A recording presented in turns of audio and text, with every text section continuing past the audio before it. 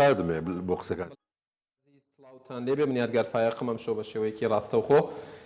لە شاری سلێمانیەوە لەگەڵ مامۆستا جعفەر لەگەڵتانە بین بۆ قسەکردن لەسەر کۆمەڵێک پرس و باسی ڕۆژ مەبەستمە لە نوێترینیانەوە دەست پێ بکەین. ئەمڕۆ بۆ نمونە ئێوە ئاگادارن کە ئەنجومەنی باڵای ڕفراندۆم کارەکانی کۆتایی هات پاشان ئەنجومەنێکیان دروست کرد ڕخنەیەکی زۆر گیراوتیان ئەم داش عێراقە چێرچەندە وتیان بوون پیشاندانی نیەت پاکیە بەڵام ڕخنەی زۆر لێگیرە لە کۆتاییە کردویانە بە ئەنجومەنی باڵای سیاسی کوردستان بەڵام هەر ئەوانەی کە ڕخنەیان لەوەی پێشووترەگەر من ئەمڕۆ بینیم کە ڕخنەیان لە مەش هەبوو بەڵێ ئەمانەوێت قسە لەسەر ئەمە بکەین و کاری ئەم ئەنجومەنە سیاسی لە ئێستاە چییە و چی بکات بۆ ئەوەی دەسوەر نەداتەوە و ئیشەکانی تەزاڕب نەکە لەگەڵ ئیشی پەرلەمان و حکوومەتە هاوکات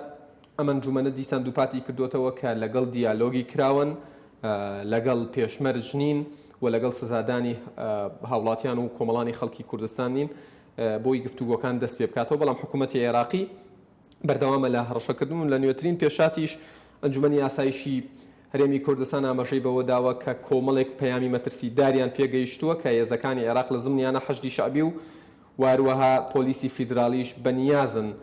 لە دوو قۆڵی هەواڵەکە بەو شێوەیەیە کەرکووک و مووسڵەوە هێرش بکەنە سەر هەرێمی کوردستان و نیازی شتێکی لەو جۆرەیانێ مەبەستمە لەسەر ئەمە قسە بکەین وارووا قسەیەک لەسەرەوە بکەین ئایا ئەمەی عێراق تا ئەمڕۆ تیای بووە فیدرالی تەواو بووە بە هەموو تایبەتمەندی و پایەکانی فیدرالی بوونەوە و ئایا کۆنفیدرالی بوون یاخود کۆنفیدرالی ئەوەی کە باسەکرێت کە وەکو یەکێک لە بژاردەکان بۆ چارەسەرکردنی کێشەکانی هەرێمی کوردستان لە عێراق تا چەندە چارەسەری دۆخەکە ئەکا و تا چەندە کۆنفیدرالی بۆ ئەم دۆخە بەم حاڵی ئێستایەوە ئەبێت لە ڕووی یاسایی و لە ڕووی ئەو ئیشکالانەی کە باسەکرێت واروها قسەیەک لەسەر کۆدەنگی و یەکڕیزی نێوماڵی کورد و کاریگەری لەسەر هەڕەشەکانی حکوومەتی عێراقی و ئیدارەکەی دکتۆر حەیدەر عەبادیەکەین مامۆستا جعفەر نووسەر و سیاسەتمەن سڵاوتان لێبێت لەوێەوە دەست پێ بکەین ئەنجومەنی باڵای سیاسی کوردستان کۆمەڵێک کۆبوونەوەی کردووە ئەمڕۆ کۆمەڵێک لە ڕاگەنراوێکە کۆمەڵێک خاڵیان باس کردووەیەک لەوانە ئەوەیە کە ئیشکردن و یاخود کارکردن بۆ هێنانەدی دیالۆگێکی کراوە بە بێمەرج و سزاکانیش هەڵبگیرێن لەسەر کۆی پرسەکە جنابتان قسەتان چییە بۆی وردە وردە بچینە ناو تەوەرەکانەوە من پێم باشە ئەو ئەنجومەنی باڵای سیاسی کوردستان دەستی کردووە بە کۆبنەوە و هەروە پێویستە کۆمەڵانی خەڵکی کوردستانیشە بە ئاگا بێنەوە چکە ناکرێ لەم هەلومەرجێ ئێستا خەڵک وا بکەین خەوی لێ بکەوێ بەڵکو بە عەکسەوە ئێمە بێ لە هەموو کاتێکە ئەو پەڕی ئامادەکاری لەناو خەڵکە بکرێ هەموو خەڵک ئامادە بێ ئامادەی هەموو فیداکاریەک بێ و ئێمە لەو ڕفرەندۆمە بە بەڵێ دەنگمان داوە 93% گەلەکەمان دەنگی داوە کەواتە 93% گەلەکەمان ئەبێ ئامادە بێ لە هەر پێشهاتێکە لە هەر ڕووداوێکە لە هەر ڕوبەڕووبوونەوەیەکە هەموو ئامادەی ناو سەنگەر بین و دەرسێکی وا بە ئەوانە بدەین کە ئەیانەوێ ئەو ڕفرەندۆمە تێک بچێ مامۆستا باسێکی گرنگە دووروژان من ئەم ێوارەیە لە پیجەکەی خۆم لە فەیسبوک هەواڵەکەی ئەنجومەنی یاساییشم دانابوو کۆمنتێکم بۆ هاتووە ئەڵێت ئەوانە با بڕۆن بەرگری بکەن کە بە بەڵێ دەنگیان داوە واتە 72% دەنگدەران 93% وتویانە بەڵێ بۆ ڕیفراندەمی سەر بەخۆی ئەو 28% تریچ ئەرکێک و شتێکیان نییە یا بەس مافیانەیە مەسەلەی ئێمە وەکو لە دستوری عێراقیش هاتووە خەڵک ینی ئازادە لە ینی دەربڕینی بیر و ڕای خۆی هەرچەند من پێم وایە ئەو کەسانی کە بە نەخێر ینی چکە بەڵێ و نەخێر بووە شتی تر نەبووە ینی حەلی سێم نەبووە تا تۆ بڵێ ئەمە قەیناکە لەو کاتە تۆ ئەبێ ئەو کەسانی کە بە نەخێر دەنگیان داوە بە نەخێر دەنگیان داوە ینی دەنگیان داوە بۆ ژێردەستەیی بۆ ئەنفال بۆ کیمیاوەباران بۆ هەموو ئەو کارە ساتانەی کە لە ماوەی 100 ساڵ بەسەر گەلی کوردستانە هاتووە جارێکی تر بۆ ڕازی بوون ئێمە بچنە ژێردەسی ئەوانەی کە گەلی کوردیان لەناو بردووە بۆ ئەو نەخێرەیە بۆ ئەوەیە بەڵام بەڵێکە بۆ سربەخۆیی بۆ ئازادی بووە بۆ ئەوە بووە کە گەلەکەمان بەرەو پێشەوە بچێ و جارێکی تر ژیانی ژێردەستەیی بە هیچ شێوێ نەبینینەوە بۆیە من ناڵم ینی ئەو کەسانە هیچ مافێکیان نییە بەڵام لە هەر وڵاتێک بێ ئەوە ینی شێوەیەکە لە شێوەکانی ینی مرۆڤ بێ شەرم لە خۆی بکە چونکە ئەوە شەرمەزارێکی زۆر گەورەیە کە تۆ بە نەخێر دەنگ بۆ سربەخۆی بدەیت. باشە باسیەوەت کرد کە هاوڵاتیان دەنگیان بۆ سربەخۆیدا و پرسیارەکەش زۆر ڕوون بووە کەواتە ئەبێت دانوستانەکان لەگەڵ حکوومەتی عێراقی لەگەڵ هەر لایەنێکی دیکە کە بیەوێ لەگەڵ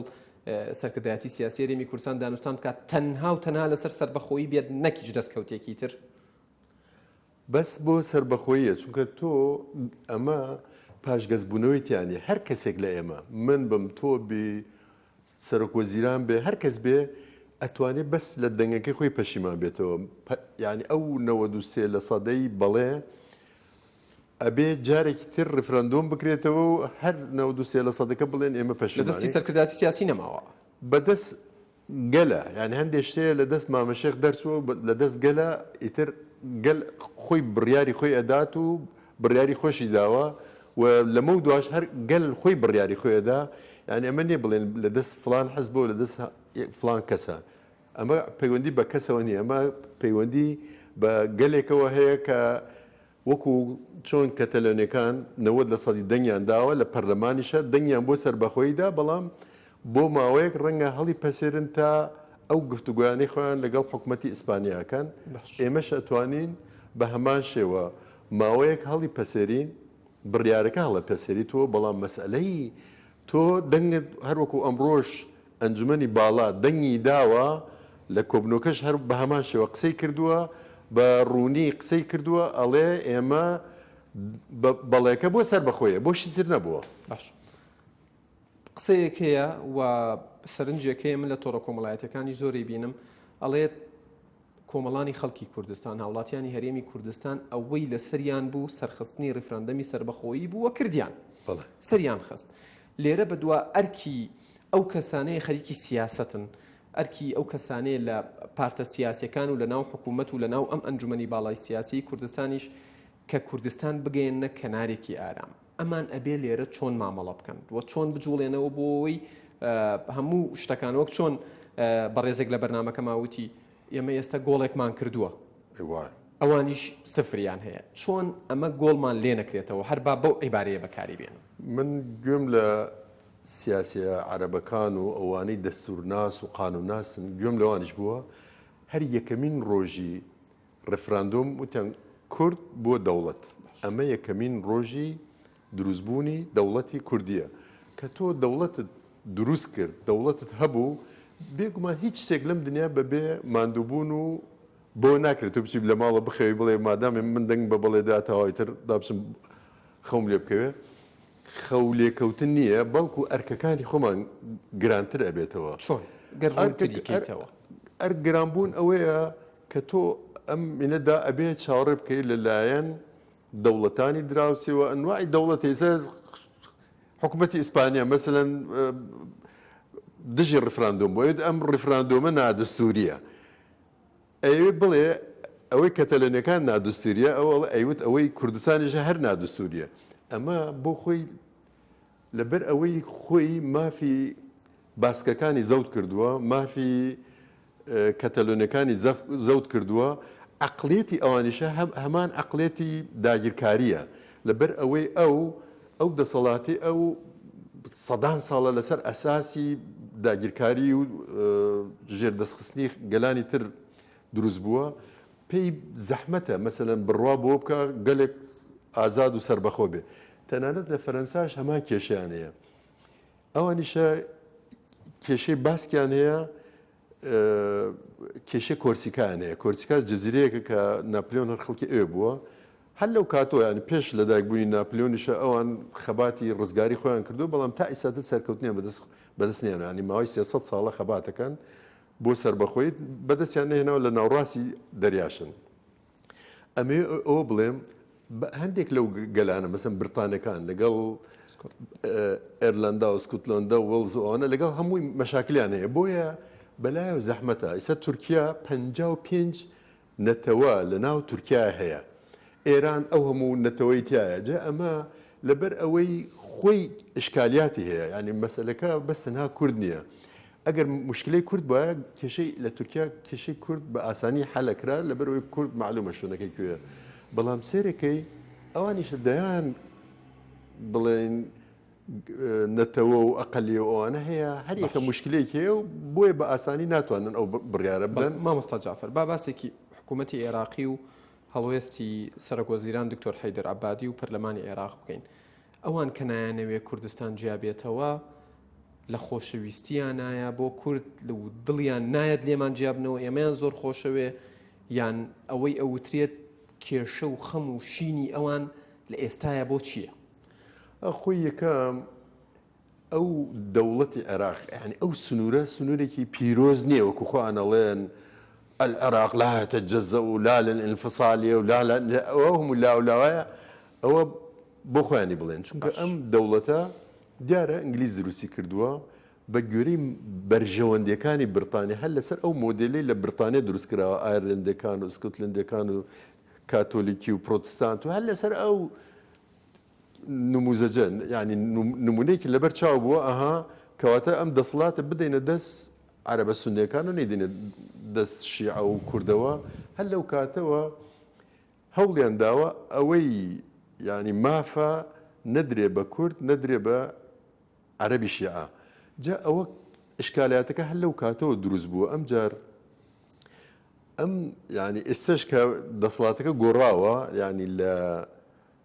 سنیە بۆتە دەسڵاتی شیعە ئەوانیش ئەیانێ بەتەنها یعنی بە عەقلیەتی دەوڵەتێکی مرکزی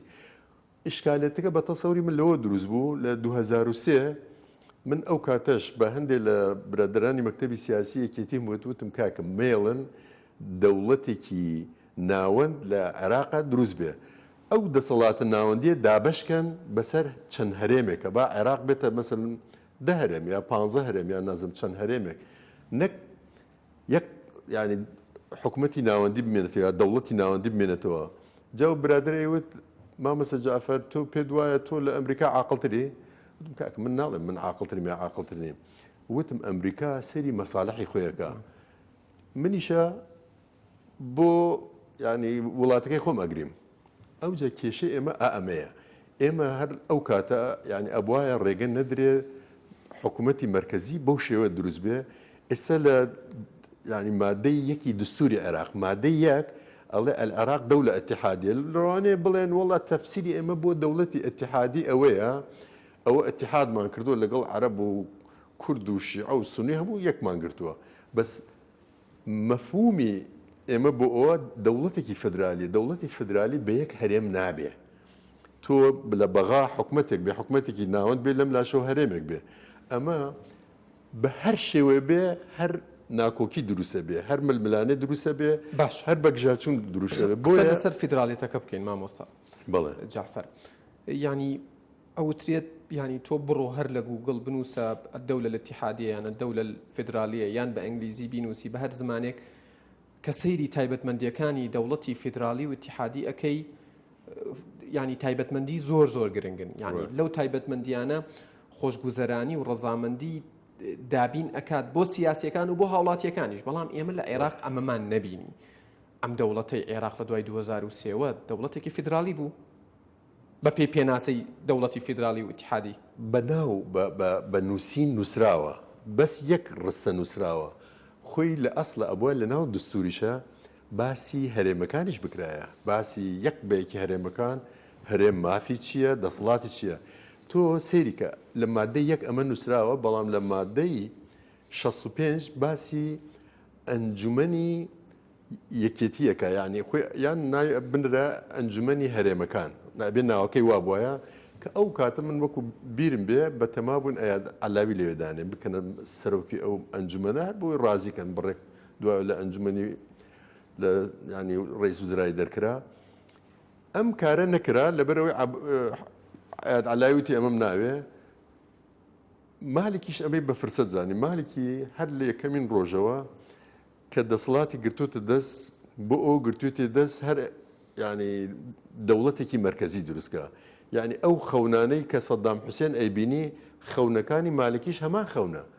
دەوڵەتێکی مرکزی دروستکە ئەم دەوڵەتە مرکزیشی دروست کرد دوایەوە هەوڵدا سووریە و کوێیت بگرێت و پەلاماری سعودیە بدات و خۆی بە قائدی هەموو ئومەی عەرەبی بزانێ ئەمە خەونی کابراایکی ناسیۆنەلیستی عەرەبیە بەس ئەم جارە لە بن پەردەی مەسلەی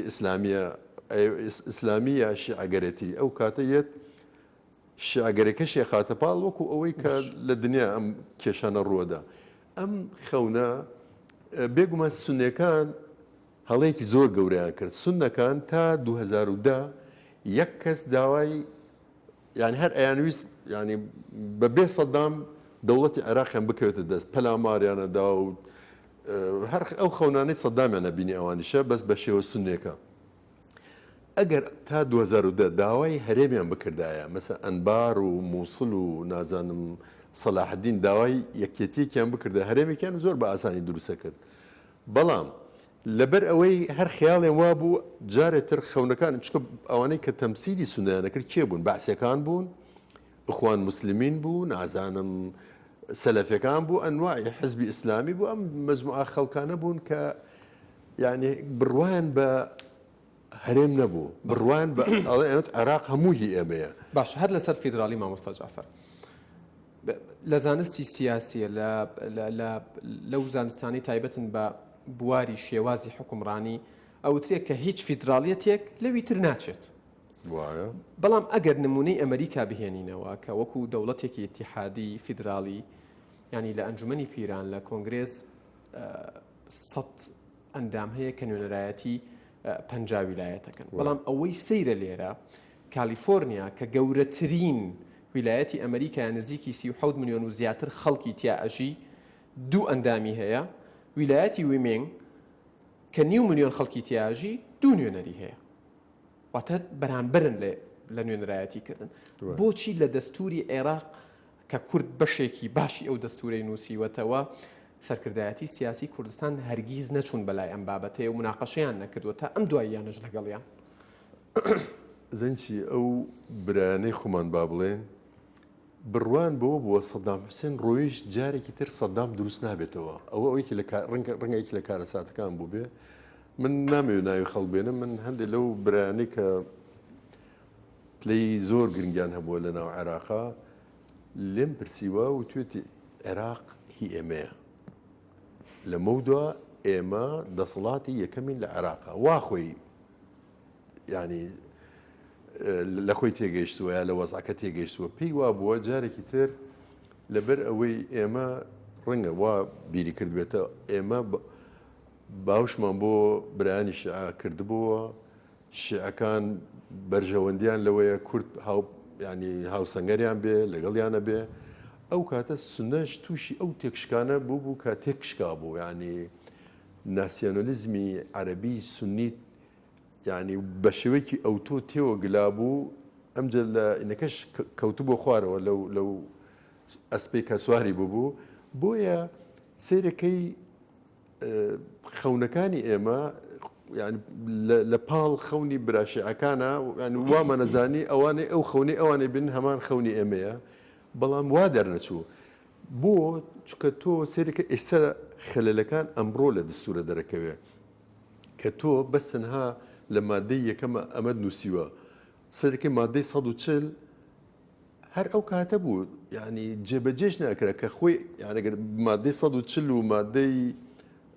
ئەوەی قانونی دەوڵەی عێراقی ئەوەی مادەی 50 دوای 2 ساڵ پەرلەمانتاری عێراقی من گوێم لێ بووتی مادەیەکی مردووە دوای 2 ساڵ تۆ بڕۆ بەیانی یەکەمی نووری مالکی بخوێنەوە بەرنامەی بۆ ئەو دانا چۆن مادەکە جێبەجێکە سەرەتا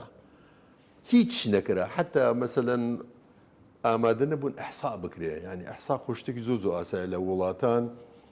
ینی هەر شتێکی وەکو چۆن ئاو خواردنەوە ئاوا خۆیتەوە ئەحساش کارێکی وایە ئەوە نییە بڵێن ئەمە نە مافە ئەوە تا کرا لە ڕێفراندەمی سەربەخۆیی کرا تو سەرەکەی ئەم دەسەڵاتدارانەی بەغا لەبەر ئەو کاتە لاواز بوون بە هەر شێوێ ئەحنا ئەخوە و الأكراد أخونا ونازانم بەڵام برای بچوو ئەو برای کە داوای هیچ ناکە ئەوە کوڕی باش بووە بەس کە تۆ داوای کە گەلی کورد 93% داوای ئەوەی کرد ڕفراندۆم بکە ڕفراندۆم هیچ نییە ئەسڵەن خۆی ئەزین ناڵم هیچ نییە لە هیچ معنایەکی نییە بەس ئەو شتە خەتەرناکە نییە کە ئەوان ئێستاتە بڵێن دنیان لێ ژێر ژوور بووە یعنی لە مادەی 37 لە مادەی 38 ئەو نقطەیە نووسراوە کە مەسئلەی ئازادی بیرۆڕا دەربڕین ئەمە جۆرێکە لە بیرۆڕا دەربڕین لە ئەگەر تۆ بە دستور ئەو پەلاماری ئێمەدا ئێمەش ئەبێت دستورەکە بخینە بەرچاوی کە ئەمە بەو شێوە نووسرا کە خۆیان نووسیانە بڕۆ سەیری بڵێن دستوری سویسری یا ئەڵمانی هەر دستورێکی تر بکەی سیرەکەی ئەو وردەکاریانەی کە باسی مافی مرۆڤەکە لێ باسی ئازادی ڕادەربڕینەوەوانە کە بێگومان فراوانتر و هەندێک میکانزمیشی داناوە بۆ خەڵکەکە لای ئەمەی ئێمە تۆ مجرد یعنی مثلا لێوێ بۆ جگەرە کێشان مثل لە فلان مقاطعە ڕفراندۆمێکی بۆکەن ئەرە جگەرە لە مەطعەم و چایخانەکان بکێشریان نەکێشرێ خۆمە دنیا ژێروبان نابێت جاری وایە لە ساڵێکە 3-4 جار ڕفراندۆمی واکرێ مامۆستا جعفەر هەر سەبارەت بە نووری مالکی کە جەنابت ناوتێنە بە لەسەر ئەویش هەندێک بۆستین مامۆستا عادل نووری کە پەرلەمانتارێکی سربەخۆی کوردە لە پەرلەمانی عێراق لە ڕۆژانی ڕابردوو لە بەرنامەکە ئاماژەی بە کارتەکانی فشاری کووردە ئەمەوێ ڕای تۆش لەسەر کارتی فشاری کورد وەربڵێن وتی بە تەنها 5-6 کارتی فشاری هەیە کورد بەڵام تەنها بڕاکێشانی کارتی یەکەمی کە هاتنەوەی بەڕێز دکتۆر فواد مەعسوومە لە بەغا گەورەترین کێشە بۆشی ئەو سونە دروستە بێت چکە یەکسەر جێگری یەکەمی سەرۆک کۆمار کە نووری مالکی ئەچێتە جێگەکەی و لەناو پەرلەمانەوە کارەکە بۆ وەرگرتنەوەی متمانە لە حەیدەر العەبادی بۆ کورد ئەمە ناکە والله منە لێرەوە بە دکتۆر فواد مەعسووم ئەڵێم بەیانی جانتا پێچێتە بێتەوە بۆیرە ئەگەر بۆەوە ئەوە کارتی فشار بێت پێت وایە کارتی فشارە بەتەکید کارتی فشارە بێگومان کورد گومانی مەبەستم بوو ئەوە بڵێ مامۆستا کورد هەر چاوەڕێ ئەکات سزای بەسەرا بستەپێنرێت و ئەمیشەر بڵێ من دەستی دیالۆگ ڕائەکێشم نه خۆی مەسلەی دیالۆگ ئەبێت و هەروە بڵێ خۆ ناکرێ بڵێم ئەدەی بەیانی هەموو سەنگەریان لێ بگرین و ئەکەین ئەوەکەین ئەوە باش نییە ئەو شێوە قسەکردە بەڵام من لەگەڵ ئەوەم ئێستا هەموو ئامادەکاریەکی داکۆکی بکەین ئێمە ئەو کاتێک کە داکۆکی شەکەم و دەستشی بۆ درێژەکەم بۆ گفتوگۆ و حیوار ئەو چونکە وای کردووە ئەو ئەڵێ هەر ئەم بەیانی عەبادی وتی ئێمە ئامادەین بۆ حیوار گفتوگۆ و زەبروزەنگ لەلایەن ئێمەوە ڕوونادا بەڵام سیرەکەی بەڵام بە سێ مەرج ینی مەرجەکانی ئەڵێت یەکێتی خاکی عێراق و دەستور و ڕەتکردنەوەی ئەنجامی ڕفراندەم مەسلەی خاکی عێراق ئەوان پاراسۆک وتم یەکەم هەر عێراق شتێکی دیاردێکی نوێیە و بە سڵفە بەو شێوە دروست بووە ئینگلیزیش دروستی کردووە یعنی ئەوە نییە بڵێن لە ئازایەتی برا عەرەبەکان بێ یا لە نازەم پاڵەوانەتی فڵان کەس بێت ئەوان ئازایەتەکە بریتانیەکان سەبارەت کاتم زۆر کەمەوە بمبورە بۆیە زوو پرسیارەکەم سەبارەت بە نوێنەرانی کوردستان لە پەرلەمانی عێراق ینی هەڵوێستی جیاوازیان لێ بینرێت یەکدەنگی نابینرێت یەکێکیان ینی زۆر بەرگری ئەکا یەکێکیان بۆ نمونە زیاتر لەگەڵ ڕەئیەکانی سەرکردایەتی سیاسی عێراقا ینی بۆ نمونە باس لەواکرێت تەنانەت لە ناو یەکێتی نیشتیمانی کوردستانیش بۆ منە پەرلەمانتارێکی یەکێتی نیشتیمانی کوردستان ئەڵێت دکتۆر نەجمەدین پرسەکەی سیاسی نییە بەڕێز دکتۆر نەجمەدین پارێزگاری کەرکووک بەڵکو پرسەکەی لەسەر مەسائلی پەیوەستە بە نەزاهەوە و لە کورد ئەدرێ بە کورد ئەمە چۆن ینی چۆنیە بینیت و چ خوێندنەوەیەکرد بۆی هەیە ئەو پەرلەمانتاری تو باسیەکەی ڕێک وەکو حەنان فەتلاوی و عالیەن سەیفوانە قسەیە کرد هیچ فەرقێکم نەبینی بەڕاستی ئەو قسانەی ئەوە کرد ئەو پەڕی جێگەی شەرمەزاریە چونکە یەک بەڵگەی بەدەستەوە نەبوو بەرامبەر بە دکتۆر نەجمەدین کەریم دکتۆر نەجمەدین کەریم لە ڕووی قانونیوە بگری ئەو مەسەلە شتێکی سیاسیە و هەر لە قانونی عێراقیش واڵێ المتهم بەری حتا تثبت ئیدانەتەوە جا ئەمە هیچ نەبووە هەر مجرد ئەوان شتێکیان طرح کردووە و ئەم یەکسەر بە تاوانبار حسابەکەەوە کارێکی جوان هەستەکەی ئەگەر دکتۆر نەجمەدین کەریم ڕازی بوایە حەشدی شعبی بێتە کەرکووک لەوێ بوونایە لە پۆستەکەی دوور بخرایەتەوە؟ ئەزەنچی ئەبێ هەموو کوردێک ئەو ڕاستیە بزانێ مەسئلەی ڕاگەیاندنی 25/9 بۆ ڕفراندۆم ئارەزوویەک نەبووە لە ئارەزووەکانی فڵان سەرکردەی کورد یا فڵان حزب. ئەو سەرکردانە کە بەڕاستی لە ئەو پەڕی دڵسۆزیەوە هەستیان کردووە پاش کۆتایی هاتنی شەڕ لەگەڵ داعشە یەکسەر حەشد شعبی یعنی وەکو بەرخێکی دەستکەوێ بەرخێکی بە زمانی دەرکەوێ و بکەوێتە بەردەم گورگێک ئەوە لە مەسلەی کوردی ڕوان سەری کردووە ینی پێی ئەو هەموو سامان و وەز باشەی کە ئیسە لە کوردستان هەیە ئەوان نەڵێن حەیفە ئیسا کورد بەو شێوە بژی و بەو ژیانە خۆشە با بڕۆین تاڵانێکین جا ئەو ینی هێرشە هەرەکرایە سەر کوردستان بۆیە وەکو بەرگریەک لە خۆی ینی کەواتاڵوێستی کوردی ئێستا بەهێزترە ئەبووای ئەوەی بکرد ئەوەی نەکردە چی بکەوە چاوەڕێمان کردن تا بۆکو یەن سەرمانە بڕن. بڵێ مامۆستا جعفەراوڕیانم پێمەڵەن یەک خولەکم ماوە منیش لەبەرەوەی جەنابەت لەگەڵ ڕاگەیاندنە ینی سەردەمێکی زۆرە وەکو کورد دەڵێ سەر و سەودات هەیە و دەست و پەنجەت نەرم کردووە. ڕۆڵی ڕاگەیاندن و تۆڕە کۆمەڵایەتیەکان لەم دۆخە ینی لەبەر ئەوەی تەنها لەبەر ئەوەی کەسێک ڕۆشتووە بەبێ ئەوەی بزانێ بۆ ئاڵایەکی ئیسرائیلی بەرز کردوێتەوە تا ئێستا بە ناوچاوانی کووردا ئەدرێتەوە و بە شێوەیەک لە شێوەکانیش کورد باجی داوە کوردستان باجی داوە لەم دۆخەیە ئەڵێن ئێوە لەگەڵ ئیسرائیلن تەنها لەبەرەوەی کەسێک دامەسئولانە ئاڵایەکی بەرز کردوێت. لەم ڕۆژانە گوێم لێ بوو کە پەیامنێری کەناڵێکی دیاریکرا و توێتی کۆنفیدراڵیەتەکەی کوردستان لەگەڵ عێراق نیە لەگەڵ تورکیایە. ئەم قسانە فرێدانی هەستەکەی ئەبێت مەسئولانەتر بن و ناڵێم قەدەغە و هین بەڵام فلتەرێکە بێ بۆ ئەم لێدوان و قسانە بۆ ئەوەی هەر کە سەڵ نەسێت قسەی خۆی بکات سەبارەت بە ڕاگەیاندن زۆر بە کورتی سوپاس دەکەم. وەڵڵا هەندێک جار ئەو شێوە هەڵس و کەوتانە زیانی زۆری گەیاندووە بە تایبەتی مەسئلەی ینی ئاڵا بەرزکردنەوە سەرچەند لە دووە لە عەرەبیەکان